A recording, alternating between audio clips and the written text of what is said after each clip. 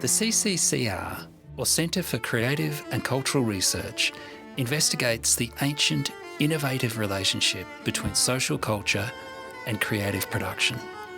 Based in the Faculty of Arts and Design at the University of Canberra, we generate scholarship and artwork in a wide array of humanities, social science, applied and creative disciplines.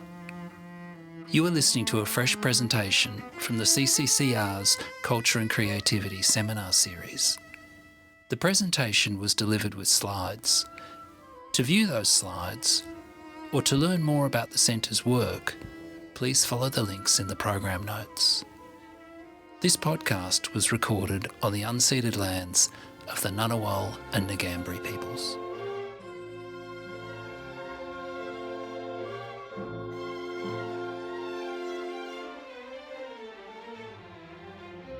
Hi everybody, my name is Paul McGee. So I'm the Director of the Centre for Creative and Cultural Research here at the University of Canberra. I want to start by acknowledging that we are here on the unceded lands of the Ngunnawal and Ngambri people.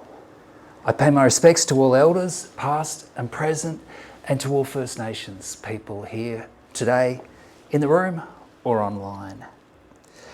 Today, it's my pleasure to introduce Kerry Martin. Dr. Kerry is a visual artist and researcher, and this year's recipient of the Horne Creative and Cultural Fellowship at the University of Canberra Centre for Creative and Cultural Research.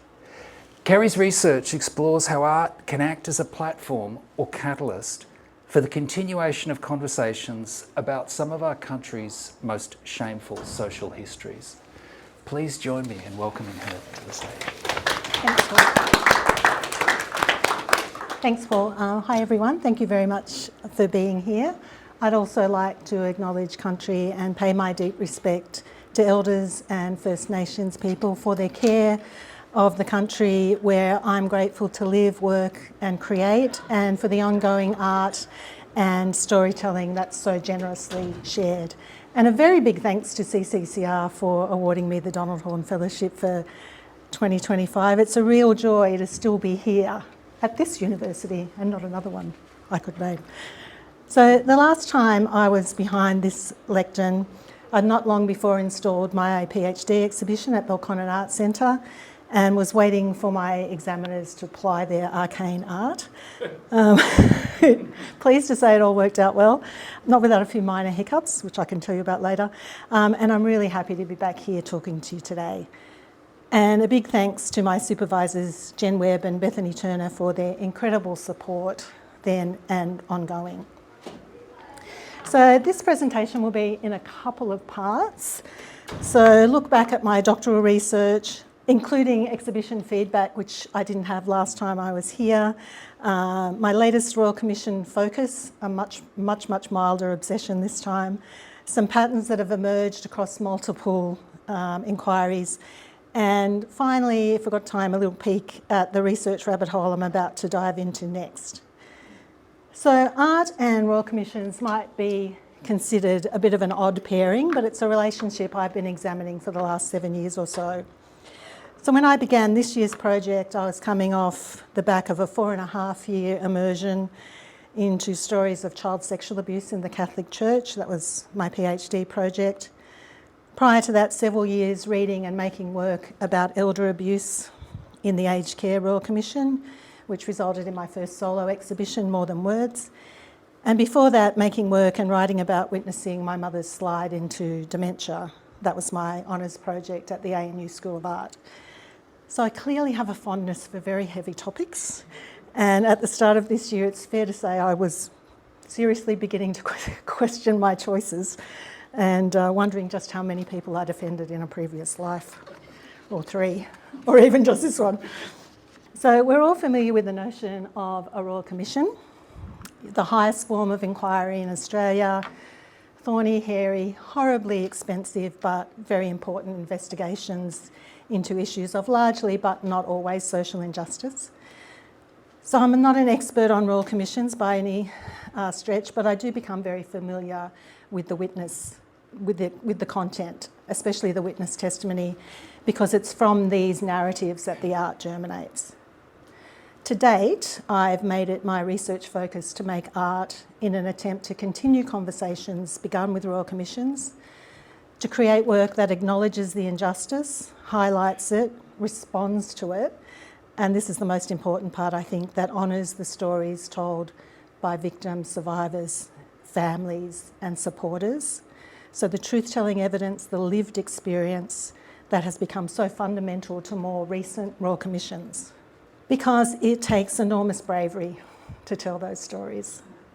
Huge courage to stand up in front of cameras where you're being recorded, in front of commissioners, legal representatives from the institutions that you're testifying against, the public, the media. And for those who don't testify publicly, even meeting with commissioners privately can be a very difficult process. Or to write a submission that exposes some of your deepest trauma. None of this is easy. From an artist researcher perspective, it's the undisputed publicness of the truth-telling, not all of which makes it to the public in its unmodified form, that make commissions of inquiry such important and rich sources of not just data, but inspiration and interest. And once we're in receipt of these stories, this truth-telling, it's our fundamental responsibility as researchers, and quite frankly, just as good humans, to treat these narratives respectfully, which is what I try very hard to have front of mind when I'm creating art or writing about it. So an inquiry finds out all sorts of stuff, makes any number of recommendations, usually in the hundreds. There's a bit of a flurry around the handing down of the report and then the government's response to it. And if there's a controversial witness, the media is there. George Pell comes to mind in my PhD topic. And then it all largely goes away, except of course for those people who are still living it. When I spoke to Commissioner Fitzgerald for my PhD, he was one of the Child Sexual Abuse Royal Commissioners, he said that these injustices require constant vigilance, and more often than not that comes from advocacy, continued agitation, examination of and conversation about the issues. This is one of the reasons why I've done this work and why I think art has an important place in the pantheon of advocacy and protest, for want of a better description. So my doctoral research was grounded in victim and survivor testimony from the Royal Commission into Child Sexual Abuse, 2012-2017, and my art practice was and is still guided by the use of a reparative aesthetic, examined and promoted by Professor Susan Best, an Australian academic and art historian. I think of this aesthetic as a gentle provocation, or as I sometimes like to call it, beauty with a bit of a bite.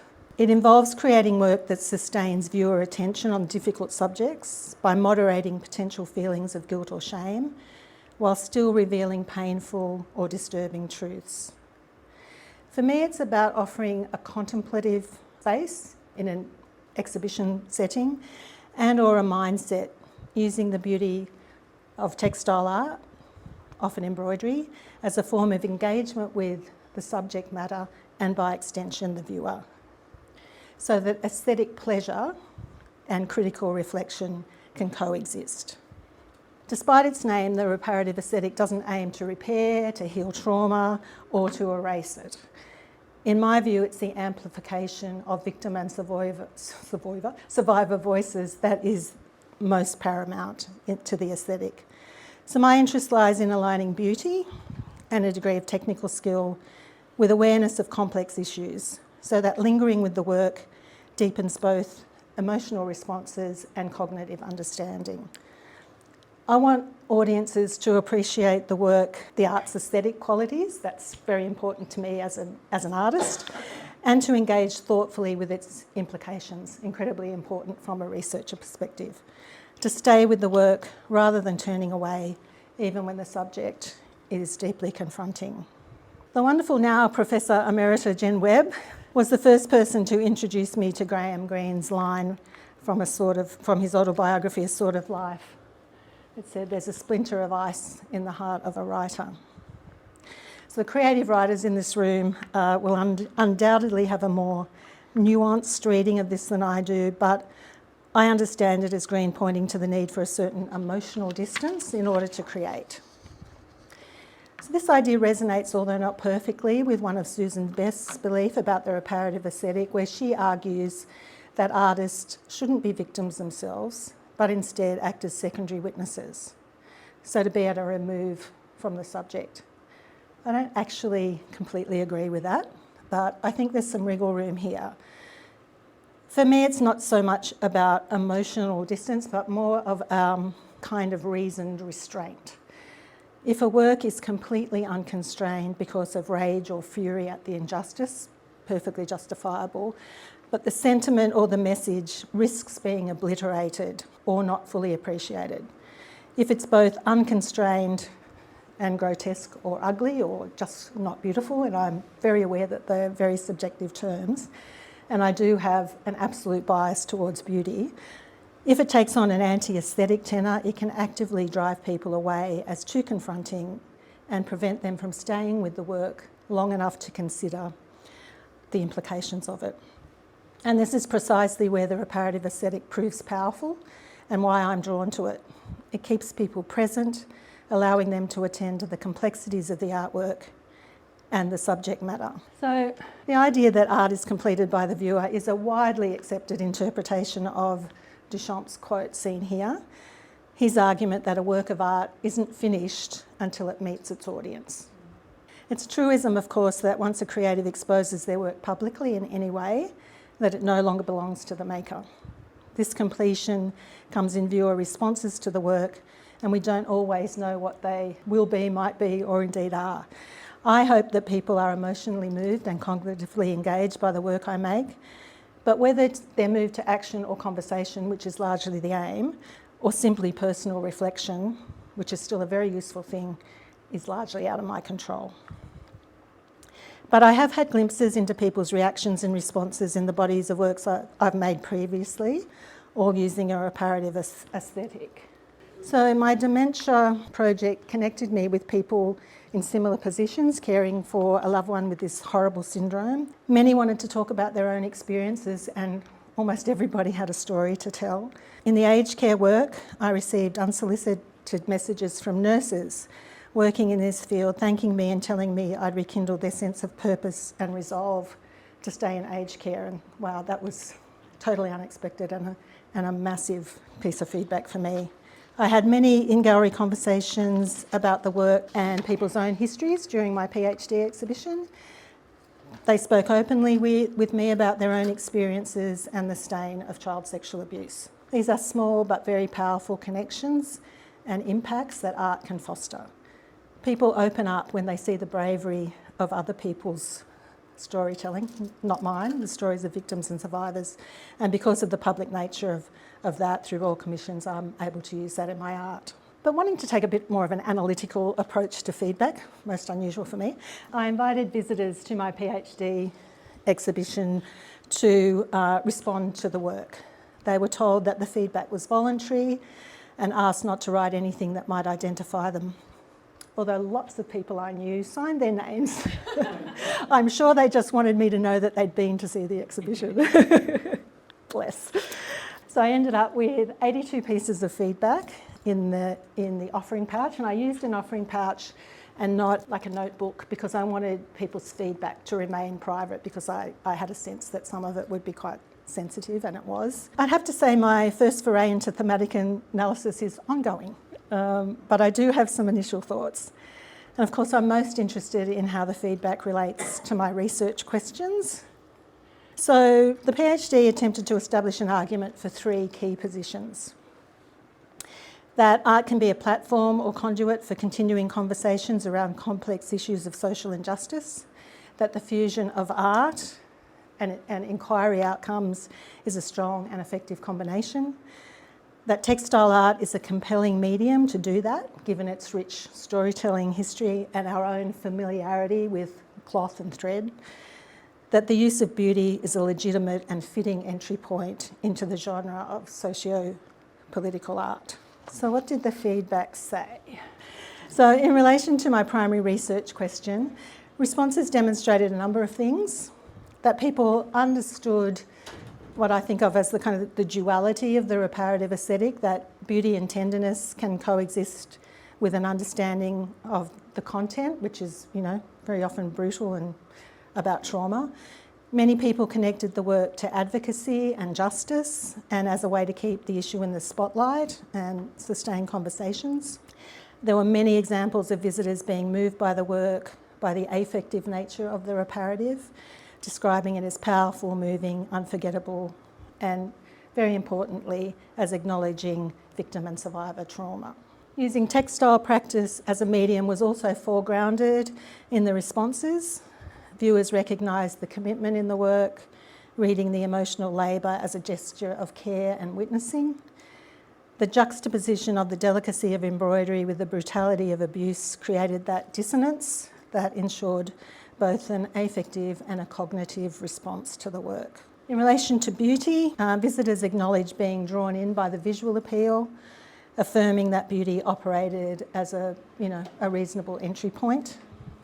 They talked about being captivated by the craftsmanship, but then finding themselves unexpectedly moved by the emotion and the meaning behind it. Even though the subject matter is heavy, people felt the way it was presented gave it some dignity and depth. That beauty helped hold the weight of the content. So overall, the installation was experienced as powerful, moving, and beautiful. I was really overwhelmed by the generosity of the feedback, not only the amount of feedback, but the incredible thought that went into it. But these were probably my favourites.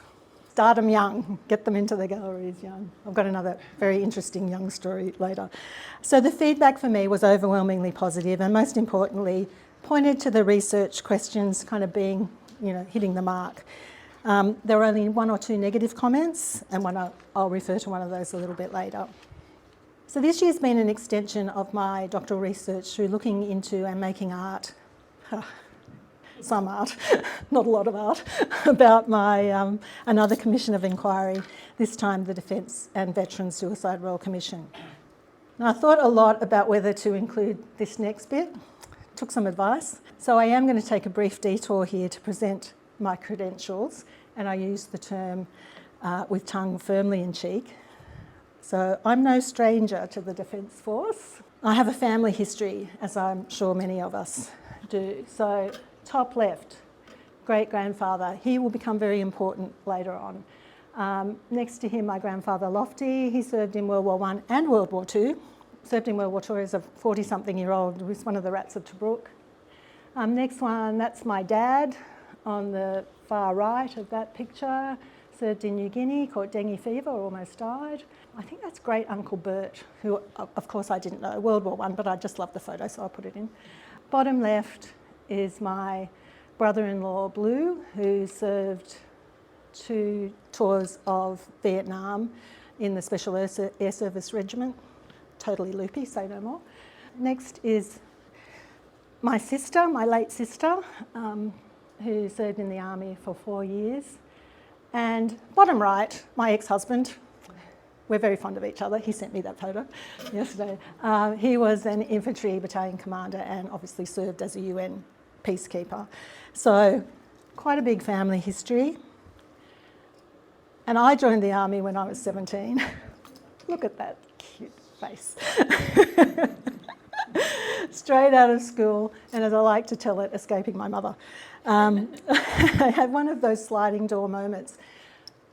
Literally a train ticket to Sydney in one hand. I grew up in Newcastle, and my university acceptance papers in the other. They arrived the very morning in the letterbox the day I was catching the train to Sydney.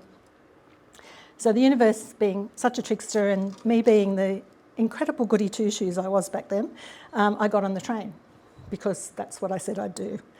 And it was only meant to be for 3 years. 11 years later, I resigned after having my daughter. And then after my second child, my son turned 3, I went back as a full-time Army reservist. Later, I joined the Department of Defence as a public servant and even spent a very brief stint in the Navy Reserve. That is me driving a submarine in Sydney Harbour. Such a day. That was the best day. Long story, great day. So about 18 years in defence in various guises. And along with my family history, that's part of what I think, again, lightly, as my authority, to take on this project, or at least to enter into it with a certain understanding of the culture and its issues.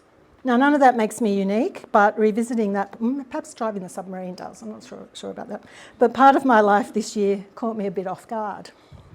As one veteran wrote in her submission, at 17 years old, I was still a child. Indeed, as was I. I didn't think it at the time. I thought I was, of course, incredibly mature. But people often ask me how I cope with reading and using traumatic stories as the basis for my work. And up until this inquiry, I'd managed well, even when the topics were close. Mum's dementia, aged care, where both my parents died, or the Child Sexual Abuse Royal Commission, where the testimonies were harrowing. I think it's because my mind is occupied with the creative process, turning the words into something visual, and I digest that material in small doses wherever I can. I also maintain distance because I'm not engaging directly with victims or survivors. But that statement there, that understanding that I was still legally a child when I joined the army, actually hit me like a ton of bricks. It was deeply unsettling, even after all these years. And I've had some counselling, it's fine. But imagine what it's like for people who actually are victims and survivors. What it showed me was that despite decades since leaving the army, yes, I am that old, I still hold an intimate understanding of that institution. And sadly, what the Royal Commission uncovered was all too familiar. As it found, there's been very little fundamental cultural change. All of that aside, what feels most important in my role as an artist researcher is something that's really been cemented for me this year. And I think it's akin to a core belief, really, that since I ditched the real world and went to art school 10 years ago, I've always felt a responsibility to engage with difficult subjects in both my research and my art. And for me, those two things are pretty inseparable. And it's a personal choice, of course. There are times when I wish I could just make a whole pile of pretty inconsequential things, and sometimes I do for friends as gifts. But I also think artists across all creative fields have always paid attention to the hard stuff, to social histories, injustices, cruelties and trauma. And as members of a community, I believe we have a responsibility to notice and to respond. I'm attracted to the words of Brazilian photographic artist Rosângela Reno, who said this: "We, meaning artists, reach people by doing very specific, subtle and small aesthetic actions which are still extremely political." So I wouldn't call myself a political animal or an activist, not by any stretch, but that idea about subtle and small aesthetic actions sits right at the heart of the reparative aesthetic that I work with. So I'm only going to talk briefly about the Defence Royal Commission, because I've also been interested this year in the patterns across my interrogation of 3 Royal Commissions. Using this very ghastly graphic, it's awful, from the Commission, I didn't do it, from the Commission website, we can see some key things. Timeline for the inquiry, the methods of information gathering, evidence collection, and some very sobering statistics. I was genuinely surprised by the extent. As Wadham and Cotter reported in the conversation after the final report was handed down, over the course of I'm quoting here, over the course of the inquiry, the certified numbers of people who died from suicide rose from around 300 to around 1,700, thanks to a forensic focus on the statistics. Maths is not my thing, but that's somewhere between 5 and 6 times the number originally identified at the start of the process. And that figure of 1,677 is 20 times more deaths than those killed in combat, where we would reasonably expect defence deaths to come from. And defence personnel are much more likely to take their own lives than the civilian cohort they're compared with. And of course, there are positive aspects to defence. I certainly had some incredible experiences, and some submissions noted these. But the evidence overwhelmingly pointed to 5 key contributing factors. Most common issue raised was around culture, governance, accountability, the internal systems that shape how defence operates. Mental illness was, of course, a major factor, but what's important is how that illness is often compounded by the very system that's meant to support people, especially through DVA's complex claims and compensation processes. Add to that ongoing problems with access to mental health support, within the organisation, and the enduring culture of bullying and harassment. And you start to see how these factors layer on top of each other, creating an environment that can be incredibly damaging, particularly for those who are already vulnerable. And of course, unfortunately, none of this is new. As with so many Royal Commissions, this is a pattern across Royal Commissions, defence has been scrutinised again and again. Around 50 previous inquiries and reviews, including of DVA. In fact, I worked on one of those myself, the government's efficiency review of DVA in 2016. It was a truly horrible experience. At the time, I was full-time at art school, and I was consulting during semester breaks and at night and in the morning trying to earn a living. Let's just say that the disconnect between art school and that review was the straw that broke the camel's back of my consulting career. It was awful. Across all of those inquiries, though, more than 750 recommendations in total, there's still been no sustained reduction in the rates of suicide over the past 2 decades. The commissioners didn't pull any punches when they put down their report, so they laid the blame firmly at the feet of successive governments, departments, and by implication, the leadership of those bodies. Actually, it was more than implication, they really belted the leadership of defence. So there are some key themes that emerged for me after examining 3 Royal Commissions, that they're most often established because of prolonged and vigorous advocacy by people who've been impacted, not by those with any form of authority, so not by institutional initiative, even after countless reviews. The critical importance of victim and survivor testimony about lived experience once commissions are established.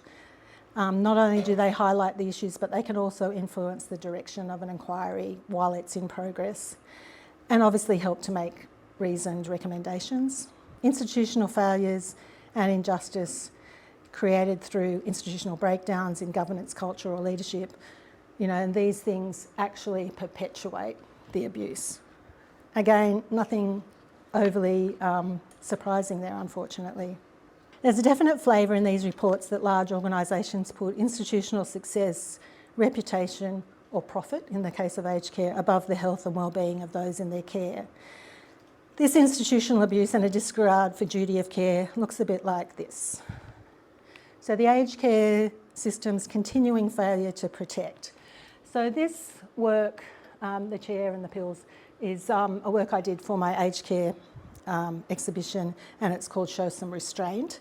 It was originally exhibited in 2022, but when I re-exhibited it in 2023, I added a taser, making reference to the tasering and subsequent death of 95-year-old Claire Rowland at an aged care home in Cooma.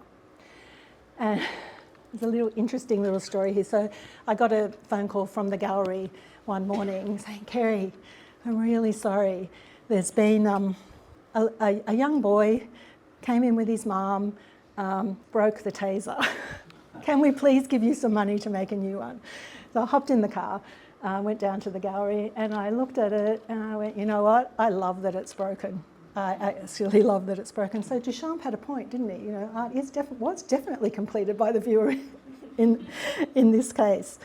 And the red shoes here, and similarly, Karen, who helped me make these red Pope shoes for my PhD exhibition, before we put them into the kiln, I think as they were drying, it got a big crack in it. And I went, "You know what? Let's leave the crack. It also makes a point." So happy accidents. And then we have the Church's continuing vigorous defence of perpetrators and the legal avenues used at great cost to restrict compensation to victims and survivors. Defence's enduring lack of sustained and strong leadership, ironic, right, to deal with and not just pay lip service to the issues confronting them, and a culture that feeds it. flawed avenues for advocacy, the military justice system, and the Catholic Church's schemes for restitution. These processes have been shown to contribute to ongoing trauma and mental health issues for victims of these institutions. A wise friend, Ronnie, said to me ages ago, I pay attention, Ronnie, if all the inquiries, reports, inquests, investigations ad infinitum can't move people or systems to change, then what on earth can? I suggest to you, and I'm sure you know where this is going, that at least in part, and perhaps only a very small part, creative pursuits can.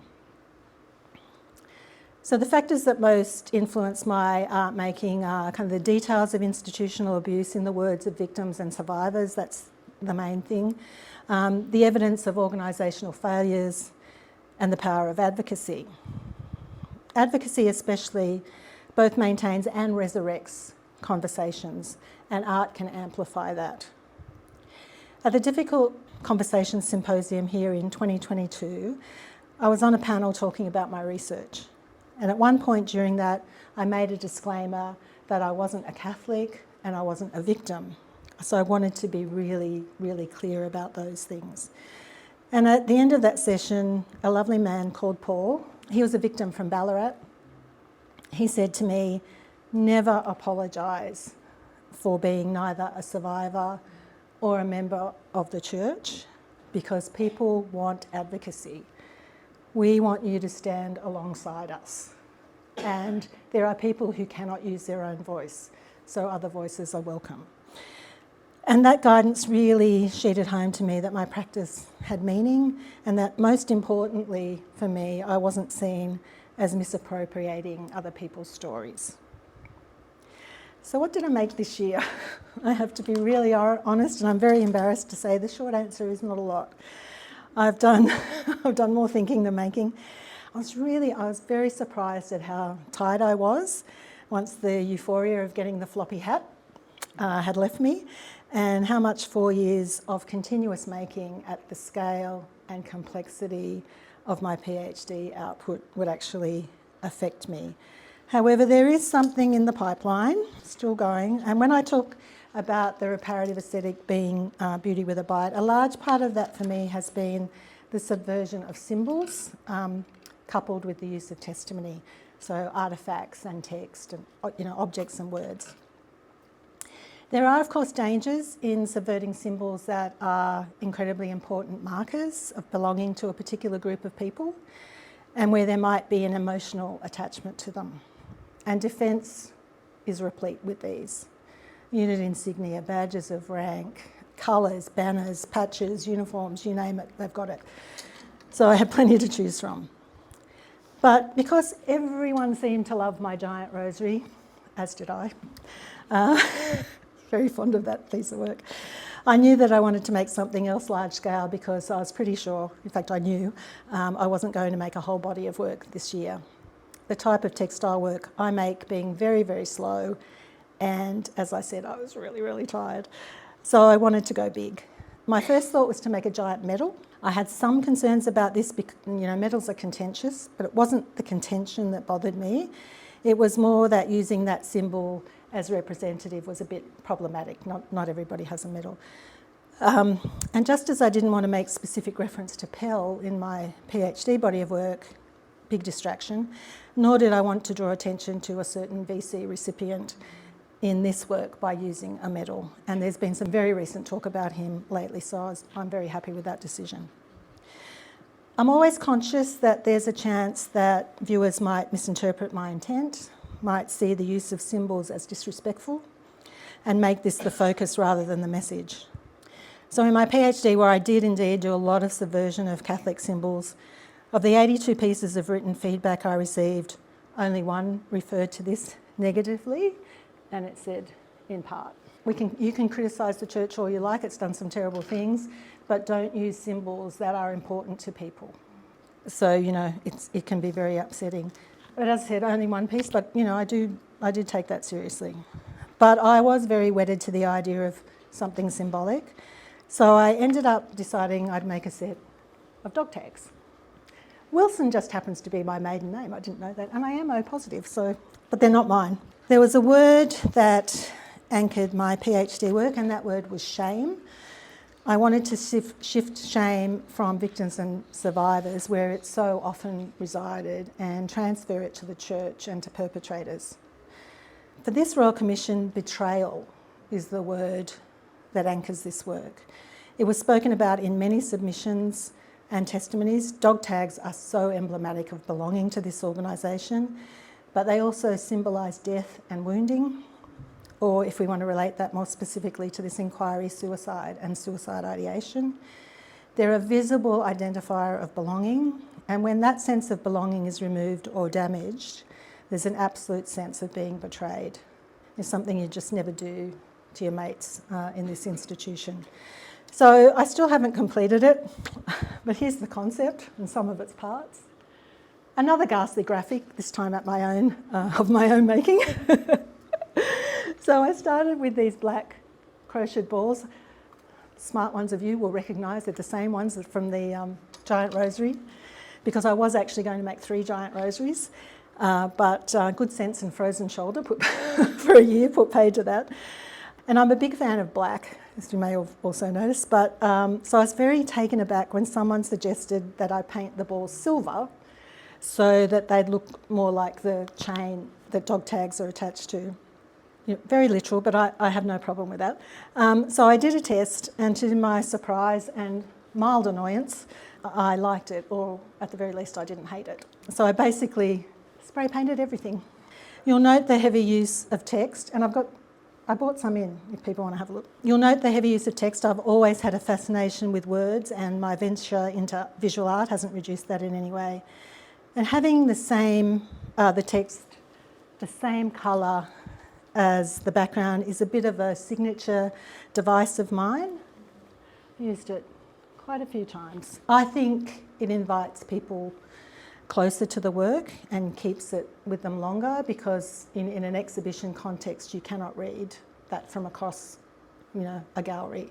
So people have to come in close to actually read. I'm slightly concerned that I might have made this a little too difficult in this case, because it is quite hard to read. So for me, the truth as it's reported in commissions and taken as is fundamental to the art. And while there's a creative licence in the mode of art making, there's no leeway for me when it comes to amplifying the voices of victims and survivors by using their exact words. So this work is slightly different in that I've used words from both survivor testimony and the factual evidence that emerged from the Royal Commission. So I'm trying to here combine causation and impact. So, things like moral injury, administrative violence, a toxic culture, secondary trauma, along with quotes like, "He was abandoned," "I was stuck in hell," "I have a wounded soul." Some things about my approach have been cemented this year, and others I'm still questioning. It's reinforced my conviction that text is fundamental to my practice and to viewers' engagement. I've seen audiences read every piece of text in every exhibition where I've used that device, and that's pretty well been all of them.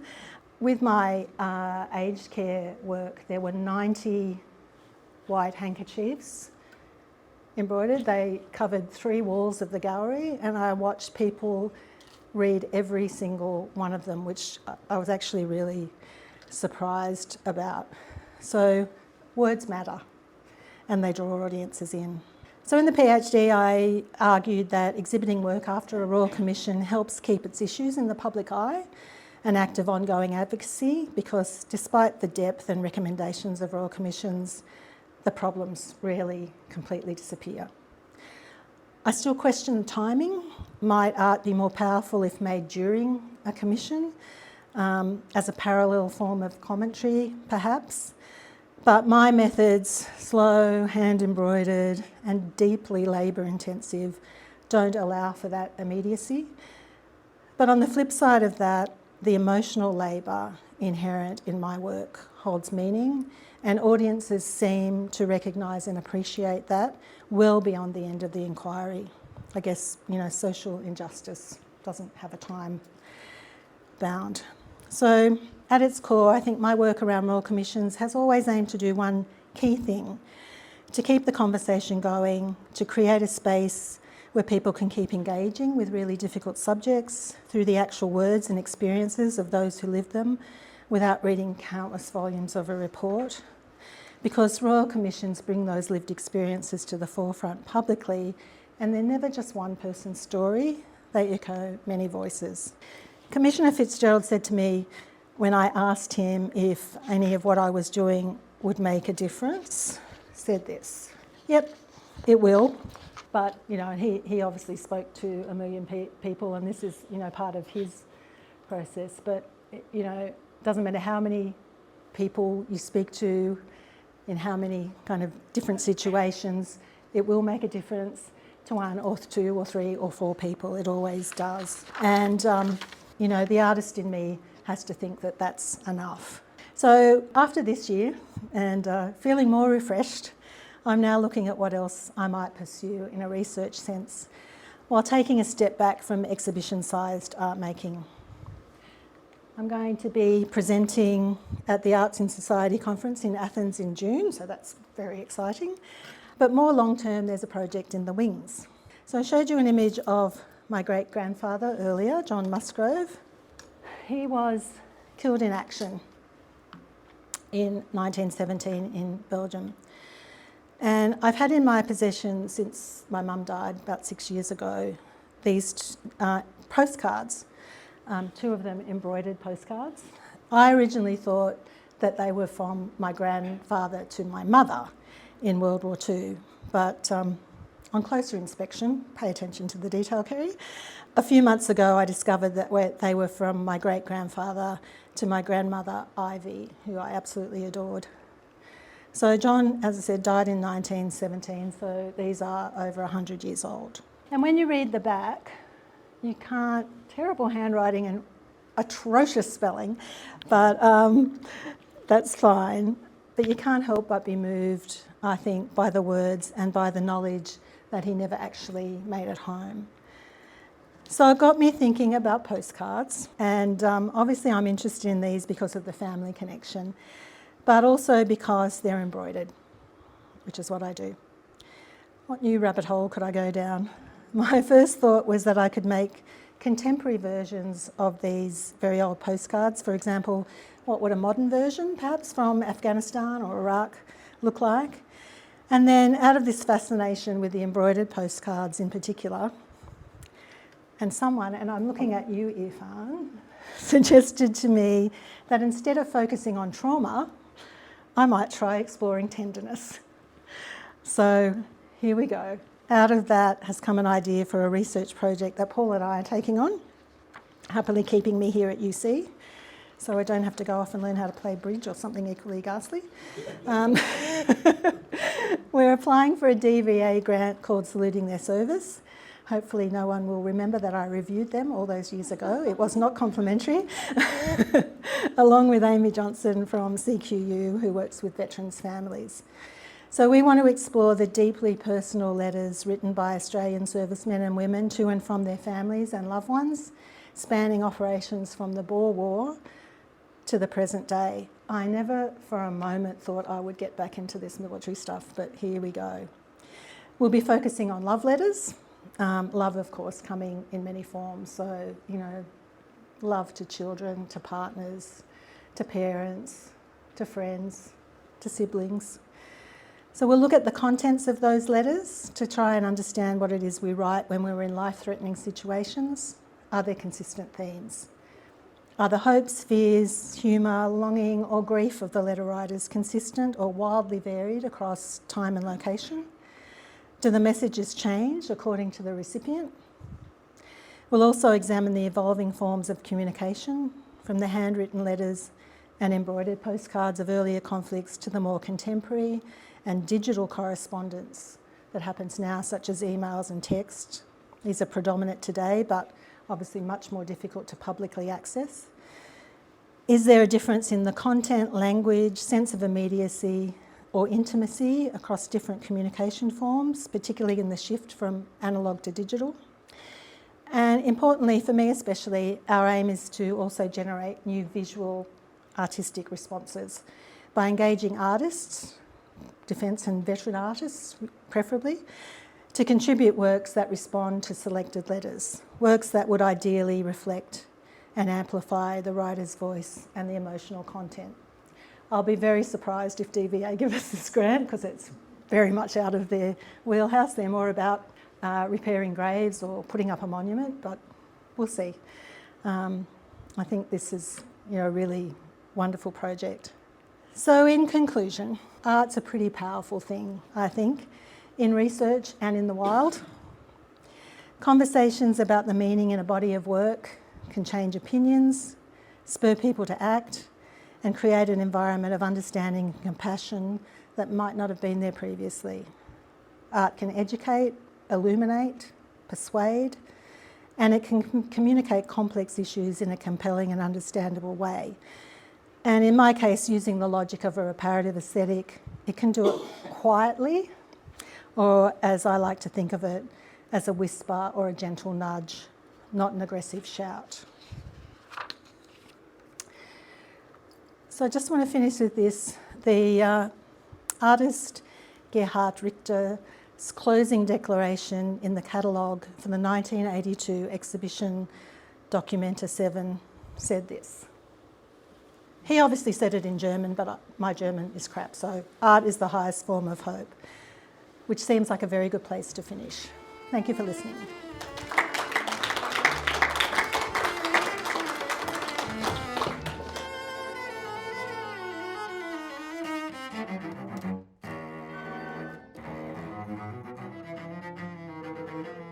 Thanks so much, Kerry. That was really, really fabulous and beautiful. Thank you. I'm going to open the floor for questions and comments. Alex. Thanks, Kerry. That was really, really wonderful. I really appreciate what you do and your thoughtfulness and clarity, and I took some lovely quotes, so thanks. My question is how, of course, Indigenous artists are doing this, modern Indigenous artists are doing this so strongly, so much. What engagement have you had with Indigenous colleagues, First Nations artists? And I speak also as just having come back from Melbourne, where I saw the amazing exhibition, 65,000 Years of Australian Art at the Ian Potter, which was bloody brilliant, and was a special room where they dealt with their history of their professors of anatomy, which was stunning. They had old objects but also modern art dealing with that very strongly that you're talking about. So I'm wondering about your understandings and interactions with First Nations artists. I'm very embarrassed to say not a lot, very little. And in fact, when Not yet. Not yet. I mean, I would very much like to, and Wendy's probably a much better person to answer that question than me. But one of the things, so when I was deciding which Royal Commission to look at for my PhD, the child sexual abuse one, to be very honest, attracted me because of the rich textile traditions and, working as a textile artist, that's why I chose that. What I really wanted to do was the Aboriginal deaths in custody. But I felt, just as I was very aware of not retelling other people's stories in this Royal Commission, I was very concerned about stepping over a line that I shouldn't step over. So very open to collaboration, would absolutely love that, but haven't had the opportunity to do it yet. I'm sorry, that's not a very good answer to your question, but it's the truth. Actually, one of the things I was thinking about with the project Paul and I are taking on is, perhaps there will be, a lot of Indigenous soldiers. I'd actually like to explore that as part of that project. Yeah, I'd add to that fantastic presentation. Just two comments and maybe a response. I read something by Zizek yesterday, Slavoj Zizek, about, and he was re-quoting Wittgenstein's last comments, and it was something like, what can't be spoken should be written, was his and the written, I think, in the wider sense of shown. Yes. Yeah. All right. And I thought that was really interesting in relation to what you're saying. Yeah, I wish I'd used that quote. That's a good one. Yeah. Go. I can't get it quite right, but have a look at it. The other one was that we were lucky enough to go to the Venice Biennale, and we saw Archie Moore's presentation. And what made me think of it was your description of all of these royal commissions. And I don't know whether you know it, but basically he's got an entire wall of family. Yeah. And then in the middle of this huge space, he's just got this island, this Black Sea, and on top of it is endless white paper, endless white paper. And I got to tell you, it was amazingly effective. And it won the prize. Yep. It was stunning. Yeah, I'm familiar with that work. It's incredible. Yeah. Also, Judy Watson's work. She did a beautiful textile work about incarcerated, with people who died in custody, and these beautiful panels, I don't know if you saw it at the NGA, of what people were imprisoned for, how they died. That's again that it's voices, expressed in a different form. Yeah. Thank you. Look, I want to make a quick comment. I couldn't help hearing you use the same verb twice in two different contexts, and that's the verb to stay.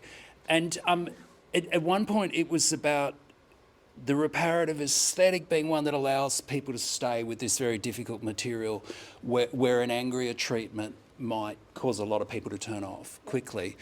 And the other usage was when you talked about the workers in aged care who said that your artwork helped them to be able to stay at work. And I just found that intriguing, that creating a space to dwell with in a gallery might allow people to dwell with something in their work. Yeah. Work in this sense of, very difficult calling. So I don't know, I wonder if you had more thoughts on that. Other than to say that I was completely astonished by that, because that's a huge impact, and as I say, you never know what impact a piece of art is going to have on somebody. I think that exhibition, that was really huge, and it amplified so many voices, probably less so than my PhD work. And I think when you're, it's that thing about repetition as well, going up close to the work, reading every word, but then having that experience multiplied, in that case by 90, it really hits home a message. And I was very careful in that to make sure that the quotes, were inclusive of, as many kind of people who were impacted by aged care as possible. And I think that, that's probably why that happens. So, two things about the reparative aesthetic: get people to stick with the work by using something beautiful or tender, or the words. And I think people can't help but then think about things, and it may be, like other things. Well, yeah, I'm gonna stay in aged care, or, in the PhD. One of the pieces of feedback was, you've made me think about this. I'm a Catholic. I never thought guilty before, but now I think guilty. So some incredibly powerful, things that people think about that's unanticipated, really, from my perspective. Thank you, Kerry. I can't help but disclose that you used one of my quotes. I was a witness for the Aged Care Royal Commission as a senior nurse who was bullied and harassed for bringing up neglect in a nursing home, to the point I had to leave my profession after 40 years. And as a person whose words were up there, it's that it's there for a long time is really important, and it's there. It was important to me because, yes, I became part of a family, even though I've got the Royal Commission folders and I've read them and I can see where I'm quoted and stuff like that. It's really important for it not just to be on a book in a shelf, which is where they normally are.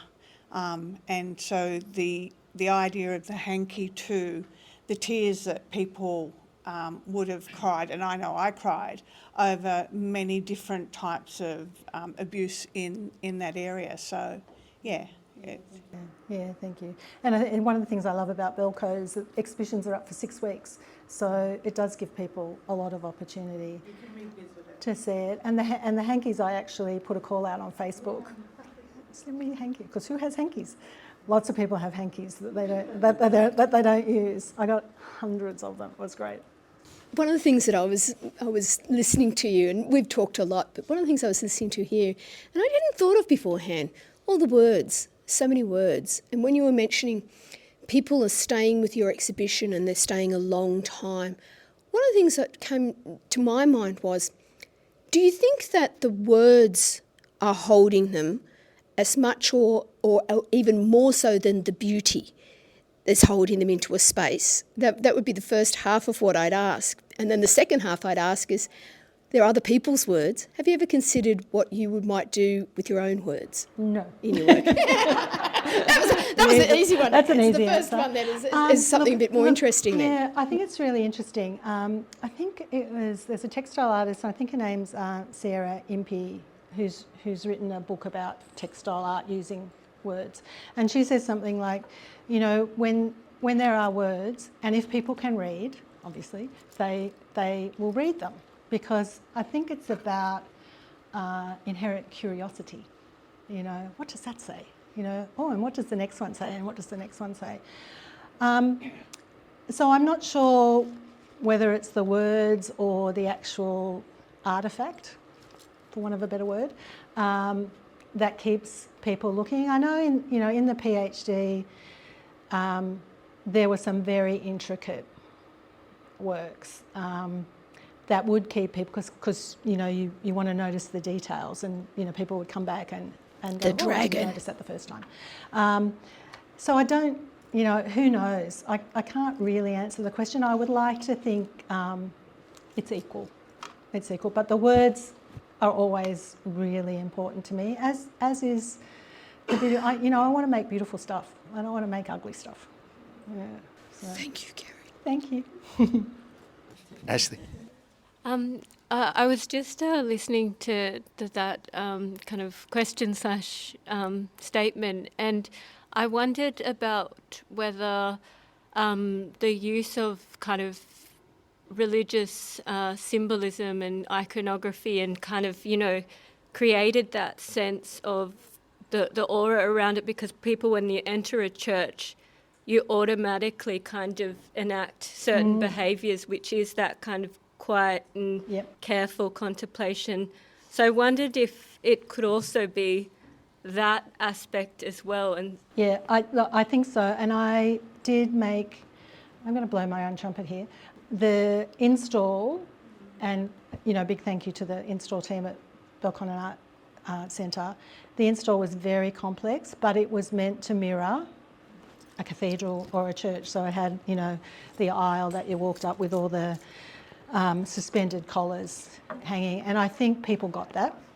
And then, you know, there was an altar at the end, the rosary. So I do think that spaces, also, and you know, as I said in here, I wanted it to be a quiet space. So even though there were some very colourful things in the exhibition, there was also a lot of pale colours, you know, whites and gold. So that was deliberate, to try and create a sense of calm, I suppose. And I actually had a big argument, not a big argument, I had a discussion with the gallery, because I wanted places for people to sit. And so we compromised, and there was, one bench sort of at the end, and people did sit a lot and think, which was really lovely. Yeah. That is actually a very timely question because next Friday we have David Willis coming to present on the Rothko Chapel, which is a kind of religious space, but the content is artwork. It's going to be about moral complicity as well. So it's interesting. It's going to wrap up those themes. We have time for a final comment or question. Yeah. Hi, Kerry. Thank you for your presentation. I really love your artworks. So there are two comments more. So first is about you use the trick of this kind of visual accessibility. So you use the same color with the background and your work. And I'm just thinking because it's embroidered. Okay, and so people, we can say it's like make some difficult for us to say from distance, but for people who could not really see clear, they can touch. I know it's like not common in a gallery, but it provides another chance for people with like different capacity. Yeah, and the other thing is you mentioned why you doing the things this way is to want to like keep people in the conversation or advocate in a gentle and tender way. That reminds me why nowadays a lot of people like turn back to news or they avoid news is because currently more like news are writing in a way like shocking or scaring way, not really like a neutral or like gentle way. So I guess it's quite similar as what you say. So yeah, thank you. Yeah, I mean, two things. I totally encourage people to touch the art, because, and I think I might have even said it in the catalogue that people were welcome to touch it. I can't remember. And particularly the Pope's robes, where all people's names were. I wanted people to have that connection. So I'm absolutely not precious about that, and I think the texture of embroidery adds to that. And then I suppose in the context of, these topics are horrible, and newsworthy, and they do get reported on, when things are happening. But they can be presented in a way that isn't brutal or confronting. So that people, I don't watch the news. I very rarely watch the news because of that. I will read about it, but I won't sort of watch it. So I do think this is, an avenue for getting a message across, amplifying voices in that gentler, confrontational way. Yeah, but thank you. Okay, another way of watching the news. Amazing. So we're going to finish up now. Please join me.